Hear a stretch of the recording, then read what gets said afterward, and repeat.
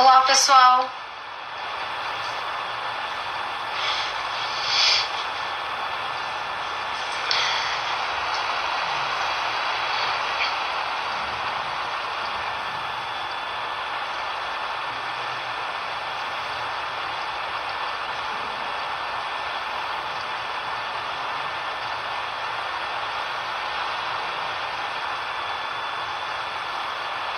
Oi, gente. Vocês não precisam enviar solicitação para participar do vídeo, tá? Oi, Valéria.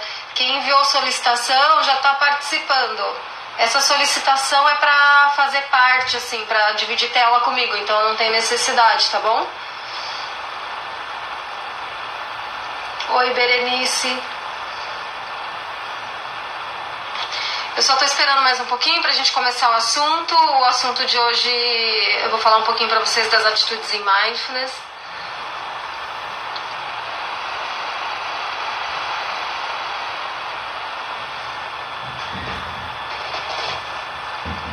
Olá, Raul. Meu amigo de Saragoça. A Aida foi pra lá, ela tava aqui, Berê.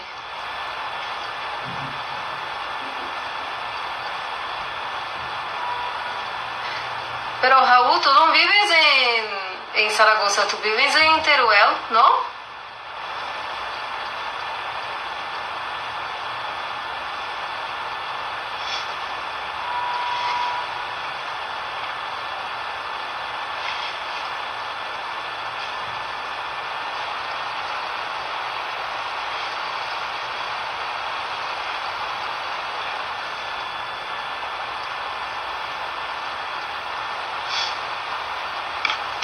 Então, tô vendo que tá entrando algumas pessoas aqui que eu não conheço. Então, sejam bem-vindos. Toda quinta... Oi, pra mim tá normal, assim. Pra mim não tá travando. Oi, Norbélia. Toda quinta-feira esse horário, a gente vai conversar um pouquinho sobre alguns assuntos relacionados a mindfulness, a compaixão e a autocompaixão.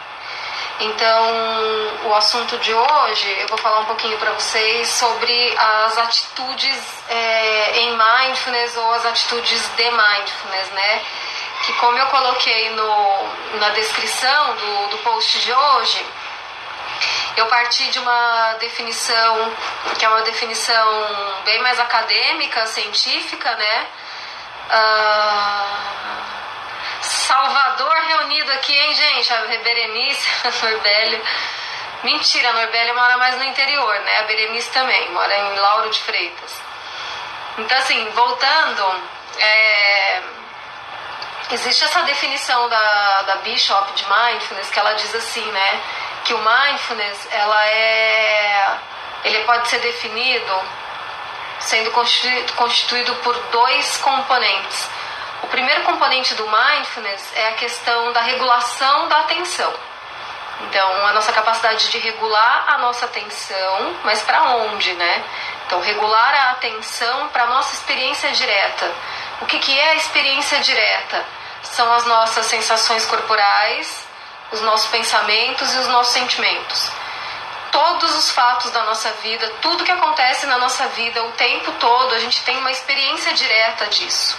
Que a gente não se dá conta de qual é essa experiência direta. Então, o treinamento em Mindfulness nos coloca em contato com a nossa experiência direta, momento a momento, em todas as situações da nossa vida. Então, como eu estou me sentindo agora? Que pensamentos estão me ocorrendo na cabeça agora? Como está meu corpo agora? Isso são todas perguntas que a gente pode fazer para investigar a nossa experiência direta. Só que a Bishop coloca um segundo componente também, né? Não é só a regulação da atenção. Essa regulação da atenção, ela ocorre de uma maneira particular, ela ocorre de um jeito especial. Ela ocorre, então, com abertura, abertura a essas experiências, curiosidade e aceitação dessas experiências. Então, assim, abertura, curiosidade e aceitação são três das atitudes em Mindfulness que o Jon Kabat-Zinn descreveu, né? Então, hoje, no começo, né, do trabalho dele, nas primeiras versões do livro, ele colocou 7 atitudes em mindfulness. E depois ele acrescentou mais 2, né, que eu vou falar para vocês. Então, antes eu gostaria de mostrar o livro dele. Olha, é um livro bem fininho. E a letra não é grande, é pequena. Esse é a Bíblia do Mindfulness, né? O Viver a Catástrofe Total. O nome já dá uma ideia para vocês de algo que eu venho falando, que Mindfulness não é não sofrer, né? Eu costumo dizer que é aprender a sofrer com dignidade. Então, esse é, para quem se interessa pelo assunto, eu imagino que todo mundo que está aqui se interessa, essa é a Bíblia do Mindfulness. E nesse livro ele fala um pouco dessas 7 atitudes, né? A gente vai conversar um pouquinho agora sobre elas. E tem um vídeo muito interessante que o Kabat-Zinn descreve um pouquinho, né, essas atitudes também. E é um vídeo que eu baixei lá no meu canal do YouTube.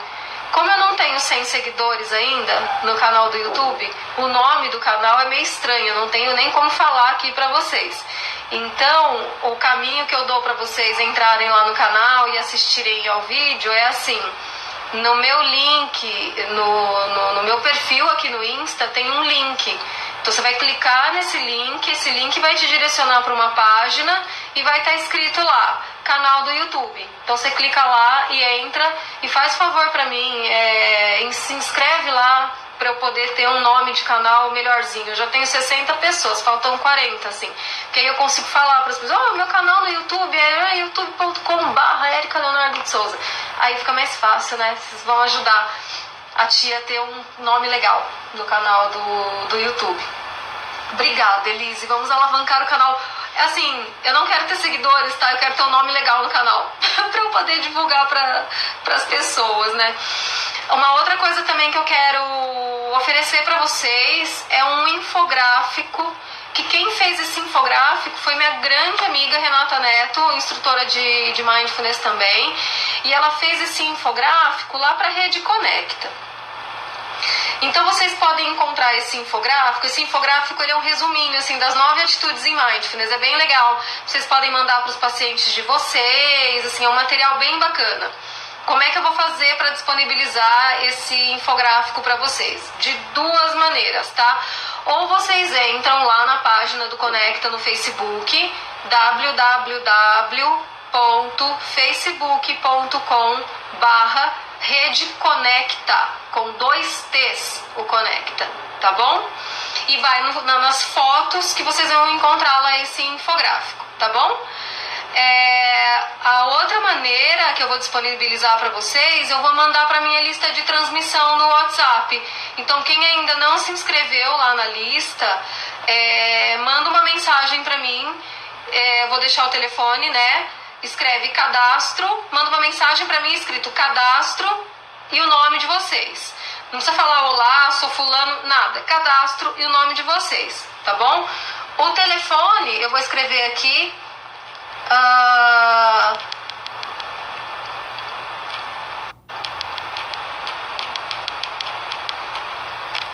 Tá bom? Então eu vou disponibilizar também esse infográfico para vocês via lista de transmissão no WhatsApp.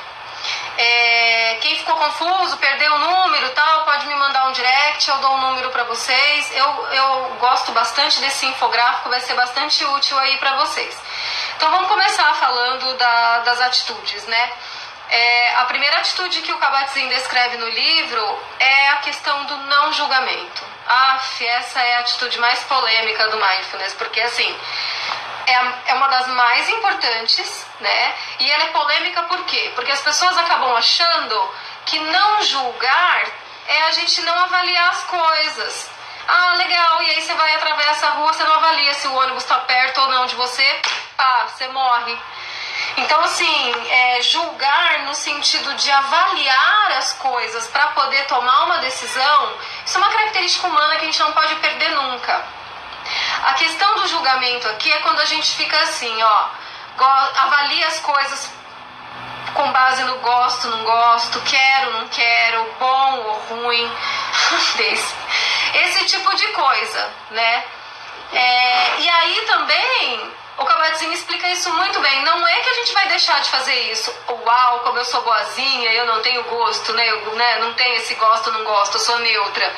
Também não existe isso. O não julgamento, né? Quando a gente tem o não julgamento como uma atitude mindful, é a gente perceber que está julgando e não levar isso a sério. É saber que está julgando. E um julgamento, ele é um pensamento como outro qualquer. E pensamentos que, como é que a gente se relaciona com o pensamento no mundo mindfulness, assim? A gente nota e deixa passar, né? Pensamento, julgamento é um pensamento. Então, como qualquer outro pensamento, o julgamento é uma nuvem, a gente vai olhar, tá vendo que tá julgando e vai deixar ele passar.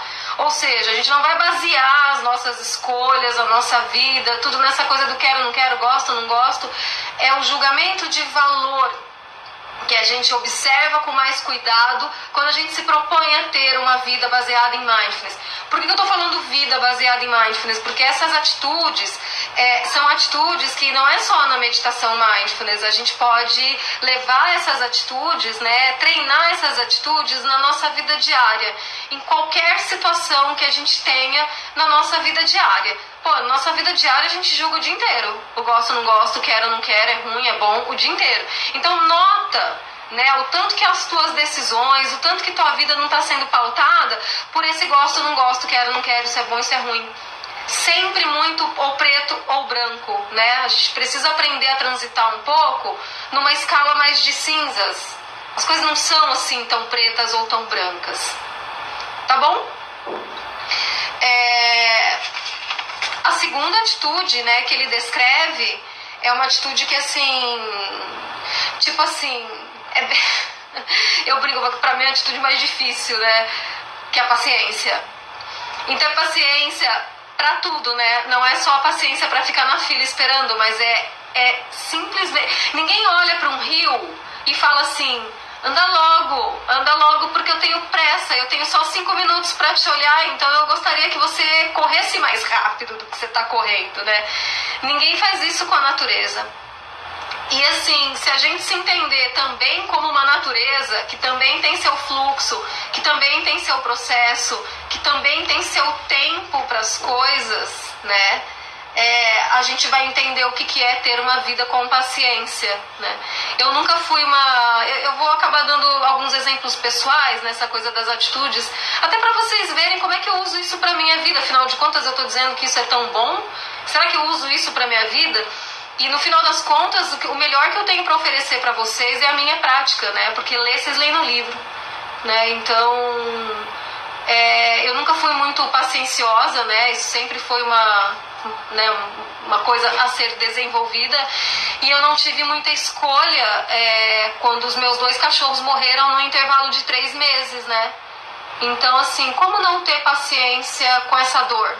Como querer que uma dor dessa passe rápido, que ela corra? Como não vivenciar esse processo? Como não experienciar tudo isso? Como não se abrir para tudo isso, né?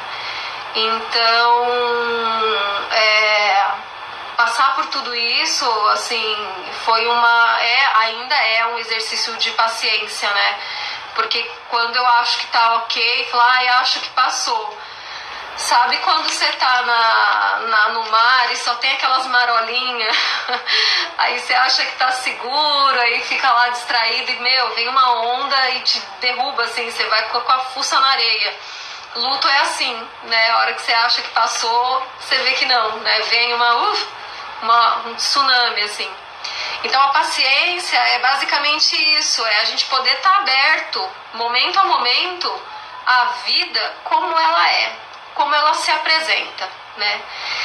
E daí vocês vão perceber que muitas das atitudes todas as atitudes que eu for descrevendo, vocês vão ver, mas essa parece com a outra, ela já não falou dessa, tal, que é uma coisa que as atitudes, elas têm a ver umas com as outras, né? Elas não são seres independentes, assim, elas estão interligadas, né?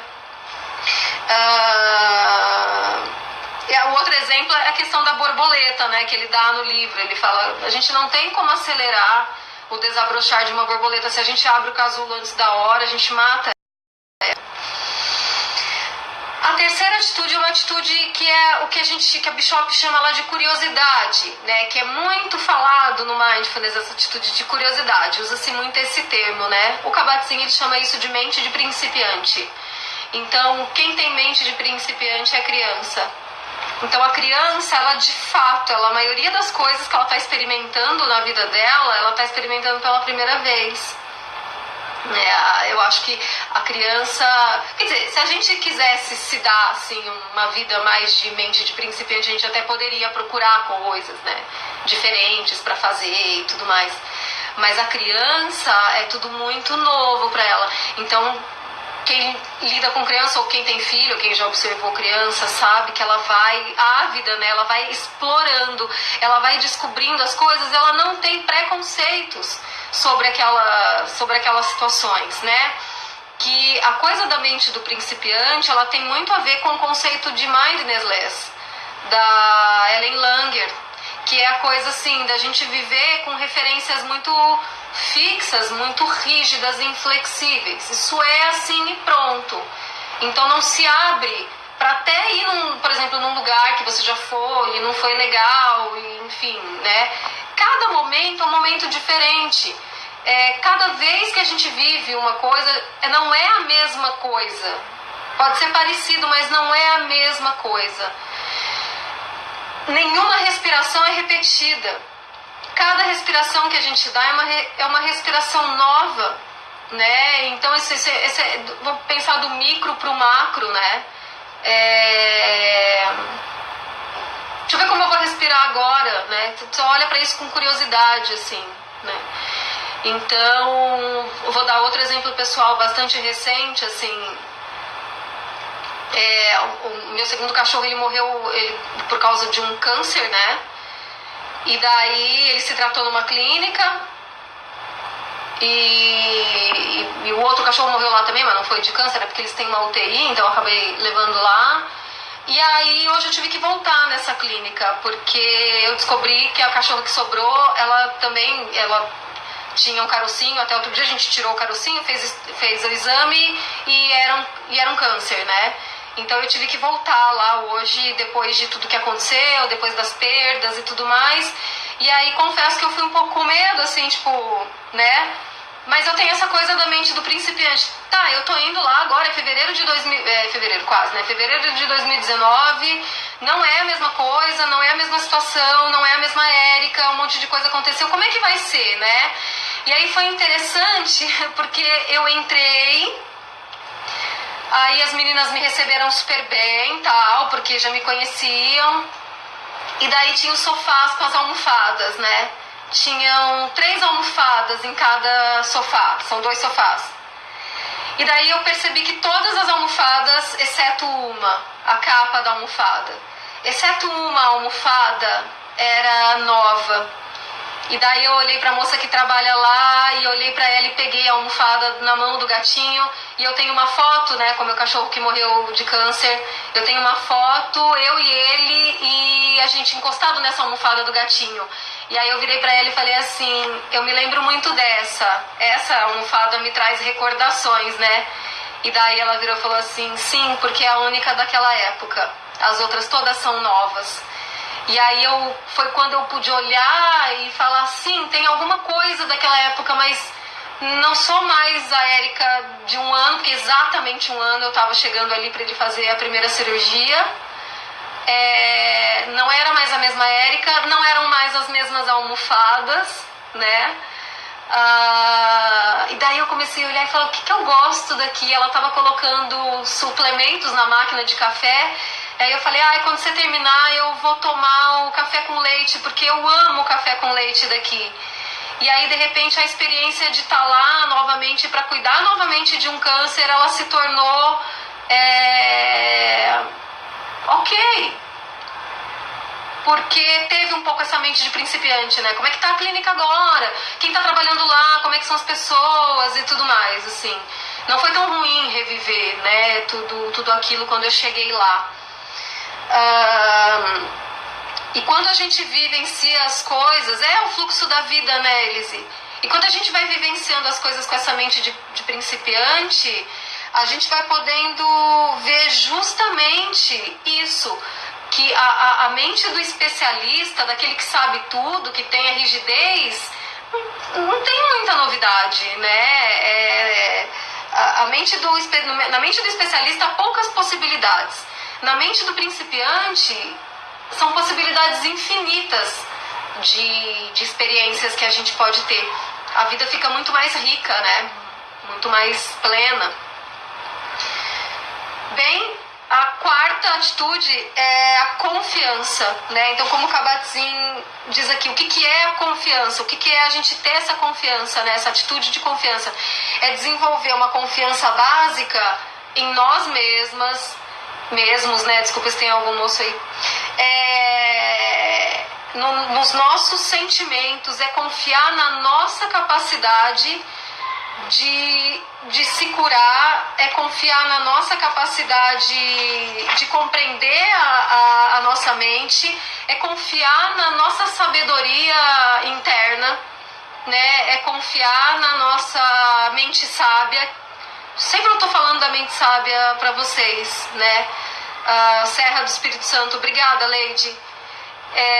Então a confiança, ela tem a ver com isso, assim, da gente confiar no nosso processo, confiar que a gente é capaz de ter essa sabedoria, né, de poder olhar para a nossa mente e ter a sabedoria de fazer escolhas melhores na nossa vida e tudo mais, né.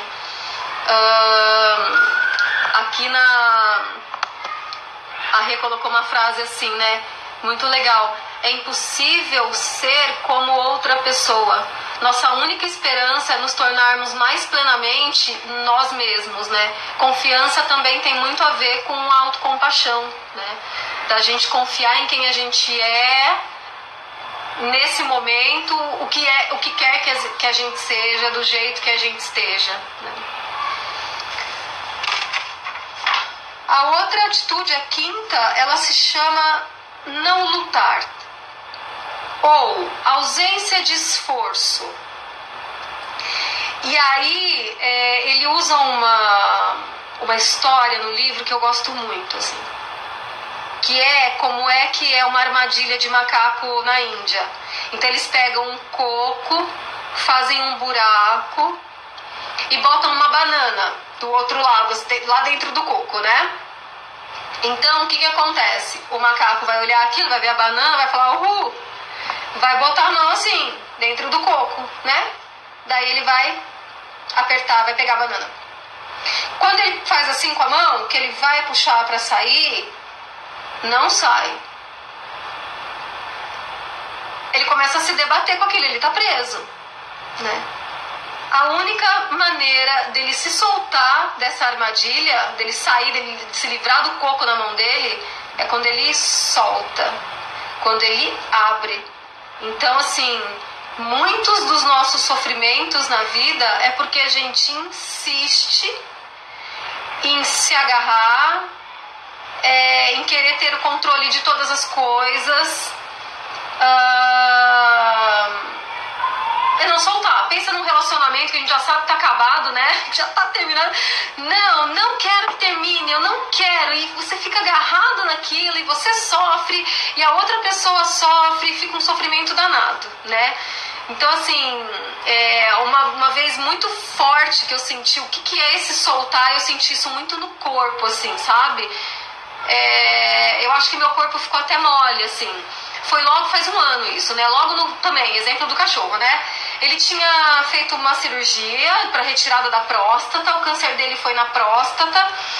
E daí, depois de uns 15, 20 dias, assim, ele teve um problema, ele ficou mal, uma infecção e tudo mais, que meio que fechou, assim, o ureter dele, o rim tava avariado já, tava danificado e tal. E daí a oncologista falou assim pra mim: Érica, provavelmente é uma recidiva do câncer na bexiga. Quando ela falou isso, primeiro eu berrei muito assim com ela, não acredito, né? E aí teve uma hora que eu soltei, tipo, eu não tenho controle, eu não tenho como controlar a metástase metástase de câncer, eu não tenho como controlar a recidiva de câncer, eu não tenho como controlar o nascer e o morrer dos seres, né? E talvez isso seja o grande aprendizado que a gente precise fazer durante a nossa vida inteira. A gente aprender que a gente não tem controle sobre a vida e morte. Se a gente entender isso, apesar da obviedade disso, a gente andou bastante. A gente não tem controle sobre isso. No último retiro que eu fiz, né, o instrutor do retiro, ele falou uma coisa muitíssimo interessante, né? Que geralmente a gente fala assim, fulano morreu por causa de um câncer, né? E aí ele riu e falou assim, como se ele não fosse morrer. Não foi porque a causa mortes, assim, tipo, o evento desencadeador, né? Mas é como se a gente fala como se o câncer fosse o culpado pela morte. Se não tivesse o câncer, ele nunca ia morrer, Highlander, ia ficar pra sempre, né? Porque a gente precisa ter justificativas. Não, é só por isso. Percebam o tanto que a gente se choca quando morrem pessoas jovens. Nossa, mas era muito jovem pra morrer, isso não tá certo. Mas quem disse? Onde é que está escrito que só velho que morre, que só velho que deveria morrer, entendeu? Onde é que está escrito quanto tempo dura a vida? E nesse sentido, né, é a coisa do não lutar. Lógico que eu estou dando exemplos muito radicais, né? Então vamos pensar em exemplos menos radicais, da nossa pele para dentro, assim. A gente briga o tempo todo com emoções que a gente tem e não gostaria de ter. A gente briga com características que a gente tem que a gente não gostaria de ter. Com pensamentos que a gente tem e não gostaria de ter. Então é esse soltar, sabe? Porque quanto mais a gente briga com esses eventos internos, quanto mais a gente briga com isso, a verdade é que mais eles estão presentes, né? Quando a gente briga, a gente traz a coisa para perto da gente, né? Não sei se isso faz sentido para vocês. Então o soltar, a gente vê, é o Frozen, né? É o lema da Frozen, é o Let It Go. A gente se propõe a sermos nós mesmos da maneira como a gente é. Também acompanhar o fluxo da vida. Então vocês estão vendo que as atitudes, elas têm relação entre elas, né? A Leide está falando aqui, né, que tocou na vulnerabilidade dela, de lidar com a incontrolabilidade da morte, a finitude da vida. Leide, isso não é sua vulnerabilidade, é uma vulnerabilidade humana. Todos nós compartilhamos isso, né? É um dos paradoxos da nossa existência isso. Porque, olha, pensa, é a única coisa que a gente não tem dúvida. Ninguém aqui tem dúvida de que vai morrer, gente. A gente só não sabe quando. Mas que a morte, ela é inevitável, não tem como, né? E aí a única coisa que a gente tem certeza na vida é uma das coisas que mais mobilizam a gente, que mais causam medo, que mais nos desestruturam, né?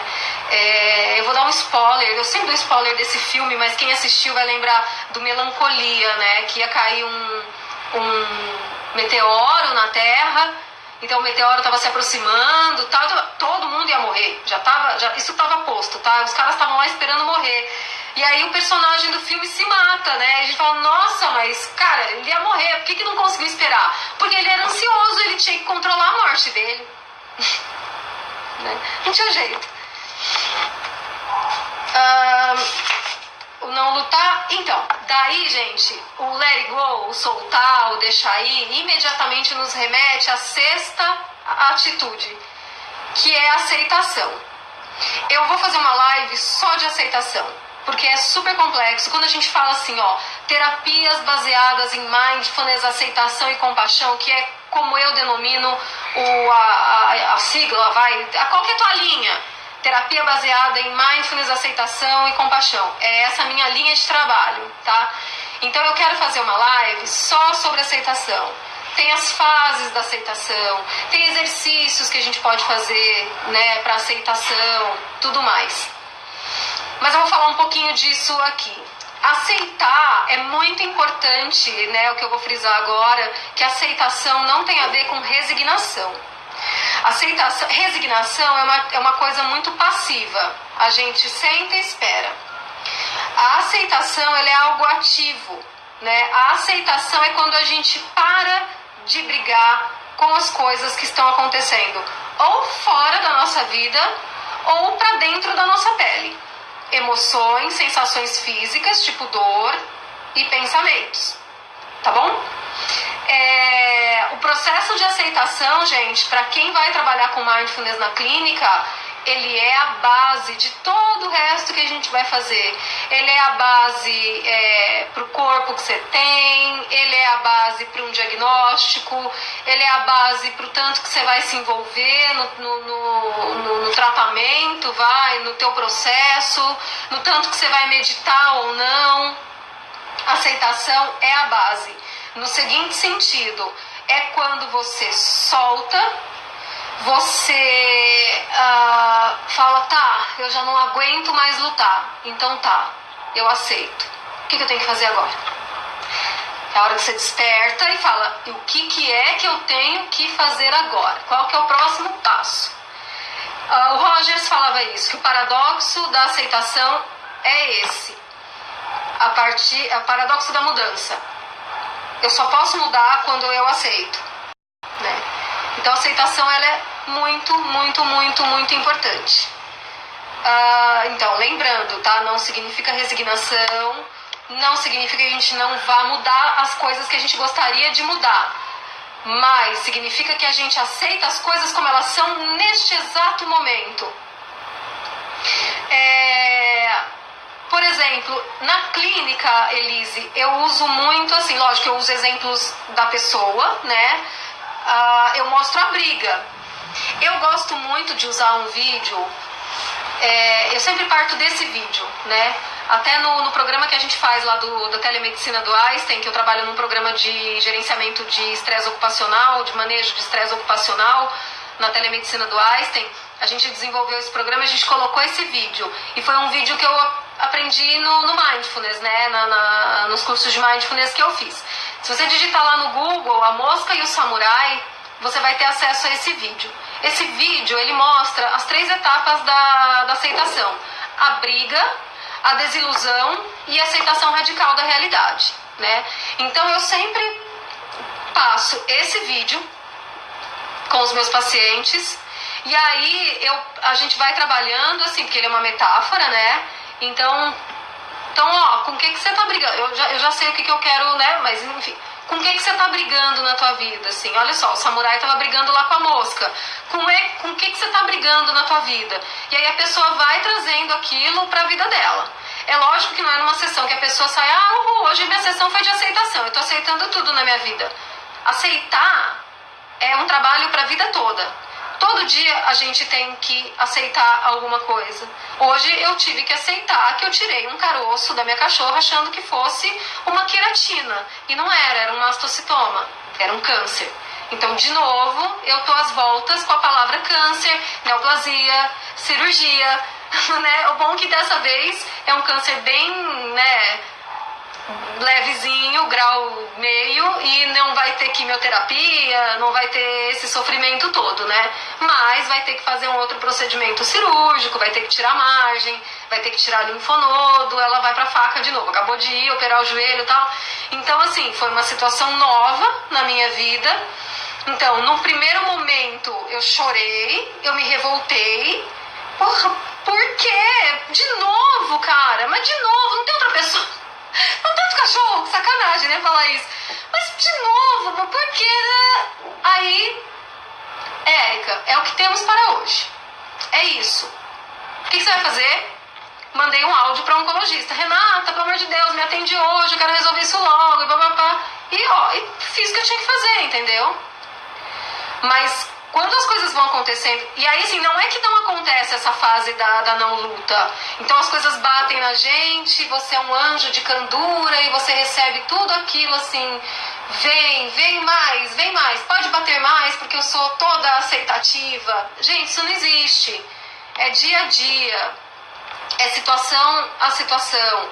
A gente tem a habilidade. Então o que acontece é que quando a gente desenvolve a habilidade, né, e muito por meio da meditação, porque você está lá parado, então tudo que acontece ali naquele momento da meditação, a gente treina assim a aceitação das experiências.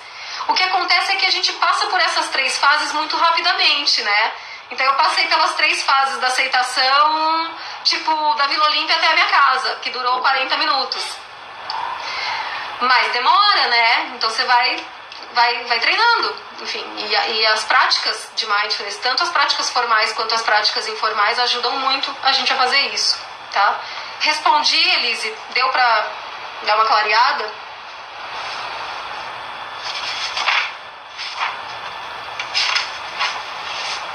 Bom, daí a 7ª atitude é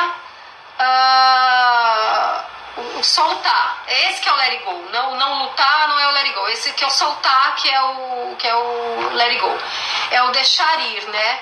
A Rê colocou uma frase legal aqui também, que ela diz assim, ó: é o deixar de lado a tendência de valorizar algumas experiências e rejeitar outras, permitindo a nossa experiência ser o que ela é, no momento que ela é, tá? Esse que é o soltar, né? O let it go. E que aqui que é no soltar que tem o exemplo da banana, né? Que ele tem que soltar a mão. O não lutar, ele tem mais a ver com a questão do esforço mesmo, né? Da gente não se esforçar para ser uma coisa diferente do que a gente não é neste momento, né? E daí o Kabat-Zinn, ele acrescentou mais 2 atitudes, que é a 8ª, gratidão. Não é aquela coisa gratiluz, sabe? De ficar falando gratidão para tudo, assim, fazer assim.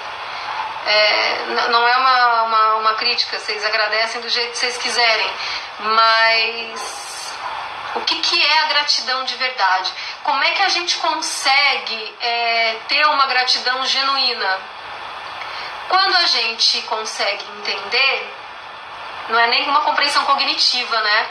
Mas quando a gente consegue realizar dentro da gente que absolutamente nada do que está acontecendo nesse momento está desconectado de uma série de seres. Então tem uma rede de seres que estão contribuindo para a gente estar como a gente está nesse momento. Então olha só, eu estou fazendo uma live, eu estou falando aqui, né, com pessoas que eu nunca vi, né? Mas o soltar não se ensina, se vive. Cada um tem o seu momento de entender o soltar. Exatamente, Elise, exatamente. O soltar, por exemplo, na meditação é quando a gente solta um pensamento, a gente não fica agarrado com ele. Aí vem a lista do supermercado na meditação e você solta a lista. Você não fica checando a lista, você não fica, será que vai ter isso naquele mercado? Mas eu também preciso comprar isso, e também, porque eu acho que eu vou fazer tal comida no domingo, e nossa, esqueci de colocar tal coisa na lista. Isso não é soltar, entende? Então assim, na meditação, soltar, a gente aprende a soltar na meditação, à medida em que a gente nota o pensamento e solta ele, não fica fazendo elaborações em cima dele.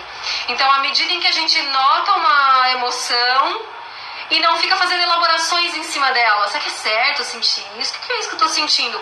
Olha só, a gente faz elaborações em cima do som. Uma paciente falou isso pra mim ontem. Eu dei uma prática de som pra ela, e aí ela falou assim pra mim: sabe uma coisa que eu tive dificuldade? Eu falei: o quê? Quando eu escuto, quando chega um som nos meus ouvidos, eu fico assim, ó, nossa, mas é uma sirene de ambulância, gente, será que tem alguém passando muito mal? Será que tem um acidente aqui perto? Isso não é o soltar, isso é o se apegar, entendeu? E daí eu tava explicando pra ela, tá começando agora, então eu achei maravilhosa essa dúvida que ela teve, né, essa percepção que ela teve, porque eu falei assim, ó, o que nós vamos fazer nessa hora?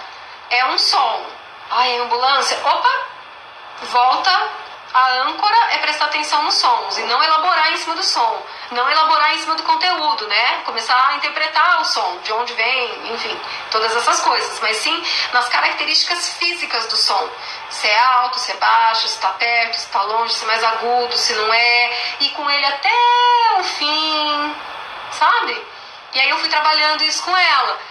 Isso é um treino de soltar, Elise, né? Que não é soltar uma coisa grande da vida, uma experiência, uma situação, mas é soltar uma experiência, né? E é assim que a gente vai treinando, né? Então, voltando a falar da gratidão, Oi, Clarice.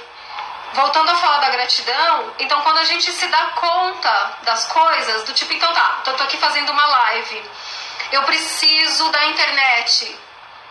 Se todo mundo da net for dormir, largar lá, não rola, entendeu? Não vai ter net pra gente fazer a live. Então a gente... É difícil ser grata à net, mas eu tenho que ser. Sou grata à net. Aqui em São Paulo é Eletropaulo, né? Então a gente tem a luz, que tá favorecendo isso. Eu acho que vocês comeram alguma coisa antes de fazer a live, né? Então mesmo que vocês que tenham feito a comida... Não, eu não fiz, Érica, eu comi só um alface. Sim, né? O alface brota do nada, assim, chega do vazio, assim. Não, alguém plantou o alface, alguém colheu, alguém transportou, e aí levaram lá no mercado, você foi lá, você comprou e tudo mais, né? Então pensa, pra você comer uma folha de alface, tem maior galera envolvida, né? Pra você comer uma folha de alface. Pra gente se vestir, pra tudo, gente. Cada minuto do nosso dia tá interconectado. Quando a gente consegue pensar nisso, quando a gente consegue vislumbrar essa rede, primeiro que a gente não se sente sozinho, né?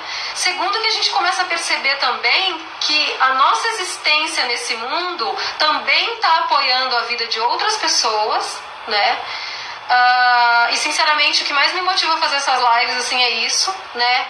Vocês vão... Com o tempo vocês vão me conhecer melhor, vocês vão ver que eu não tô nem aí pra seguidor, eu quero mais conversar com as pessoas e compartilhar conhecimento e fazer com que vocês possam ajudar os pacientes de vocês. E aí a gratidão, ela surge naturalmente. Valeu, né? Valeu, Eletropaulo, a net, o cara que fez minha roupa, o cara que me entregou a comida que eu não almocei, não tinha comido nada o dia inteiro. Aí eu liguei, né? Obrigada Oi, que me oferece telefonia celular. Obrigado ao cara que me trouxe o Beirute. Obrigado ao cara que fez o Beirute. Tudo que tinha dentro do Beirute, alguém providenciou aquilo. Então vocês percebem que não tem fim, né? Não tem fim. Oi, Fernanda! Eu lembro de uma foto nossa, a gente era jovem, menina, faz uns 10 anos. Legal, Elise. E a última atitude do Kabat-Zinn é a generosidade, né? Que a Rê colocou a frase assim: o que eu também posso fazer pelos outros que traga contentamento a eles. A generosidade reforça a interconexão, né? Isso que eu acabei de explicar da gratidão.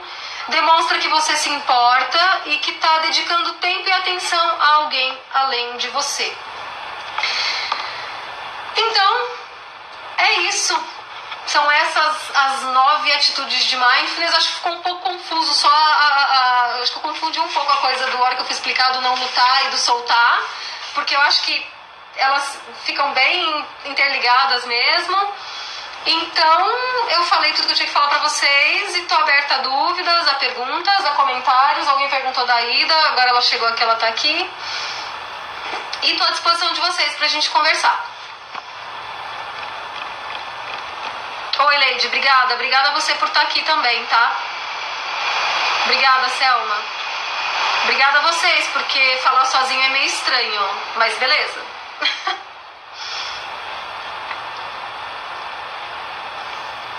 Esse vídeo também vai lá pro canal do YouTube, que é o endereço... Vocês vão me ajudar a ter um endereço falável. O infográfico, Bruna, ele é um resuminho, assim, sabe? Highlights, assim, de cada uma das 9 atitudes. E às vezes é muito legal a gente mandar para paciente, porque ele é uma figura, ele é uma imagem. Então a gente pode mandar para o paciente por e-mail, a gente pode mandar pelo WhatsApp. Se você quiser, se você, né, tiver essa aspiração, você pode mandar fazendo uma gráfica, entregar para ele como um presente, como um cartão de enfrentamento, para ele lembrar das coisas. Aí você usa como você quiser, né? Mas um infográfico, ele é um resumo, assim, bem objetivo, que a gente pode se lembrar, assim, das coisas. Obrigada, Débora. Bianca, obrigada. Elise, tá dizendo assim, existe esse sentimento naturalmente que não seja necessário prática? Especificamente, qual sentimento? Valéria, obrigada. Michele, obrigada. Rayane, obrigada. Me explica melhor, Elise.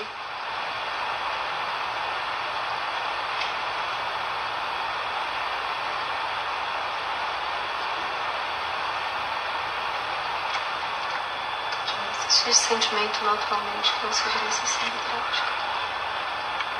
Sabe o que acontece, Elise? Eu acho não. Eu vi isso em algum lugar, alguém me contou isso, tá? Todas essas atitudes a gente não tá treinando, a gente tá lembrando, a gente já tem isso dentro da gente. Nós temos essa coisa da bondade natural, da compaixão natural, a gente já tem tudo isso. Então, todas essas práticas, essas leituras, esses exercícios, são maneiras da gente lembrar. Mindfulness é lembrar, não é aprender nada que você não tenha. Obrigada, Bianca, da Bahia. Fez sentido para você, Elise? A gente já tem tudo isso. E a gente precisa acreditar que a gente já tem tudo isso, né? O Kabat-Zinn, ele tem um trecho muito, muito, muito bonito. Eu fiz esse post há um tempão, eu vou repostar ele, vocês vão ver lá. A Valéria já fez grupo comigo, a Michelle também. Eu leio esse trecho todo final de grupo. Eu não tenho como ler aqui pra vocês, porque é uma tradução que eu fiz do espanhol, e se eu sair aqui da live vai dar ruim, né? Mas resumindo, eu vou repostar já lá pra vocês no Instagram. Ele diz que nós somos a maior autoridade em nós mesmos, assim. Nós temos todos os recursos para nos curar, para ter a vida que a gente gostaria de ter. Tá tudo dentro da gente. Tem um monte de psicólogo aqui.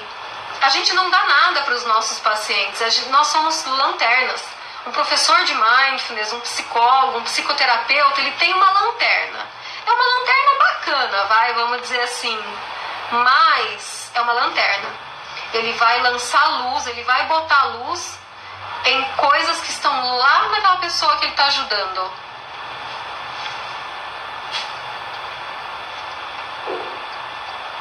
Duvidar de que essas coisas fazem parte da tua natureza, Elise?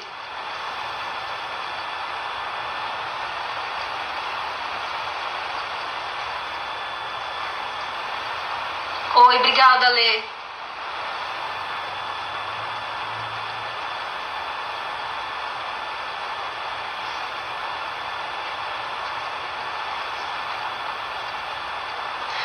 Eu não sei se é isso que você falou, mas assim, acho que a dúvida faz parte, né? Mas quando a gente para observar, a gente vê que a gente precisa...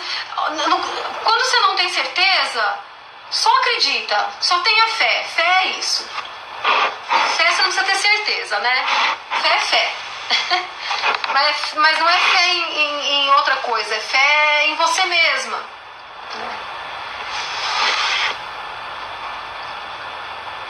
A gente precisa acreditar nisso. Eu não sei se a gente tem outra opção, na verdade.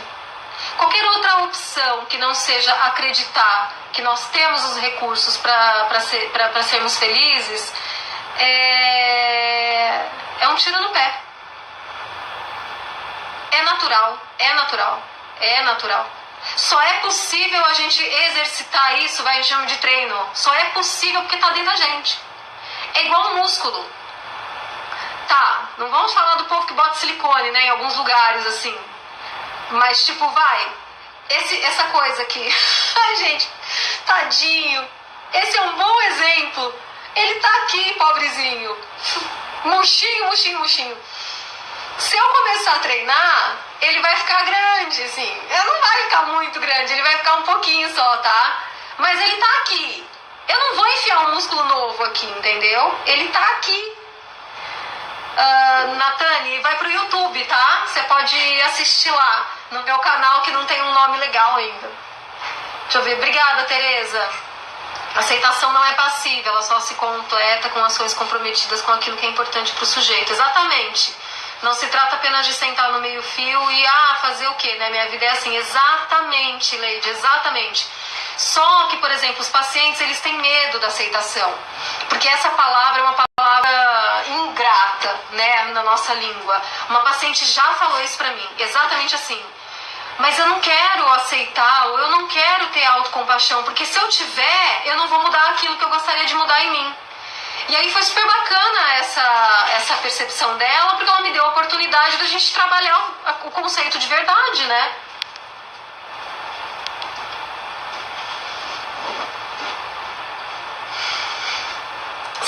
uma metáfora do músculo? Acho que fica mais simples assim, Elise. É como um músculo, tá aí.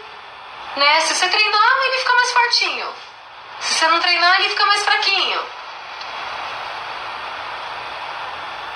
E aí a gente vai tendo limitações, né? Tipo, eu odeio pendurar roupa, porque coitado, dói.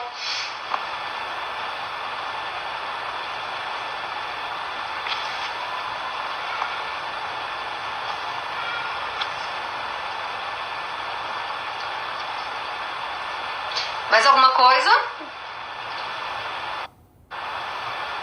Então lembrando, eu vou mandar o infográfico para vocês na lista de transmissão. Quem não tá na lista de transmissão e quer agora, vai lá no Facebook do Conecta. Vou escrever aqui. Gente, eu ia escrever no computador, acredita? Eu uso o computador para apoiar o celular. www.facebook.com barra rede conecta. O infográfico tá aqui, tá bom? O meu dói pra lavar o cabelo, pois é, menina. Também, nem falo. Então o infográfico tá aí nesse endereço que eu escrevi pra vocês. Apareceu? Eu não tô vendo. Érica, você não... Publicar, pronto. O infográfico tá aqui pra quem quer agora. Eu vou mandar pra vocês... Obrigada, Clá. Eu vou mandar pra vocês pela lista de transmissão também. E vou repostar as palavras do Kabat-Zinn sobre nós sermos a nossa autoridade em nós mesmos. É legal, pessoal? Vou me despedindo de vocês, então. A gente se vê na próxima quinta. Durante a semana eu sempre faço lá uma enquetezinha, tá? Pra gente decidir juntos, assim, mais ou menos um tema. E aí, quinta que vem a gente conversa de novo. Espero que vocês tenham gostado. Obrigada.